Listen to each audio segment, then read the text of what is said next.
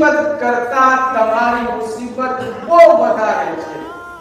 ગમે હુસેન આજે ક્રિયા કરવું છે ઇન્સાનના દિલને જગાડી દે છે, ઇન્સાનના દિલને નૂરાની કરી દે છે. એક શખ્સ હતો આલિમ દીન બને છે પણ પહેલા ઈ માણસ સારો ન હતો. એનું નામ હતું તૈયબ કરીને. તે માણસ ની પાસે ખાસ પોતાની પાસે છરી રાખતો, લોકોને નુકસાન કરે, લોકોને મારી નાખે. બધા લોકો કંટાળી ગયા. અહીં સુધી ઘરના લોકો એનાથી કંટાળી ગયા અને એક આલિમ દીન મોહમ્મદ કાઝીની પાસે જઈ અને શિકવા કરે છે કે આ મારો ભાઈ આખા બધાય ગામના લોકોને નુકસાન પહોંચાડે છે, કાંઈક રસ્તો બતાવો જેથી આનો કાંઈક રસ્તો થાય. તો કહે છે કે આને હુસેન ઇબ્ન અલીની બારગાહમાં લઈ જાઓ, ત્યાં જઈ ઇમામની ઝરી પાસે ઊભા રાખો. અગર એના આંખમાંથી આંસુ આવી જાય, સમજો, અગર એના આંખમાંથી આંસુ આવી જાય તો સમજો કે હજી એનું દિલ જીવતું છે, મરી નથી ગયું.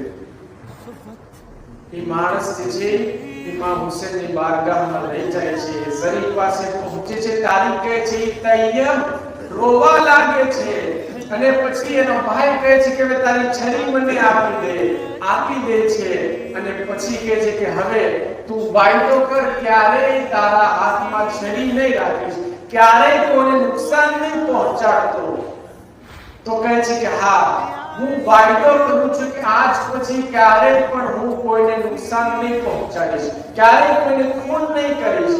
અને પછી ઇમામ હુસેનની સામે ઊભો રહી અને કહે છે મોલા, હું વાયદો કરું છું આજ પછી ક્યારેય પણ કોઈને છરીથી નુકસાન નહીં પહોંચાડીશ.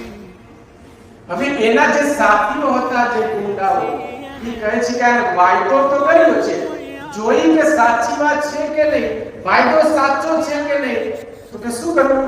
તો કે આપણે એના ઉપર હુમલો કરીએ. અગર તે માણસ સાચો વાયદા વાળો હશે તો હુમલો નહીં કરે. આ બધા લોકો જ્યારે એને વાર કરે છે તો તે માણસ જખમી થાય છે, હોસ્પિટલ લઈ ગયા, પણ તેને સામે હુમલો ન કર્યો અને પછી એક મોટા આલિમ દીન બને.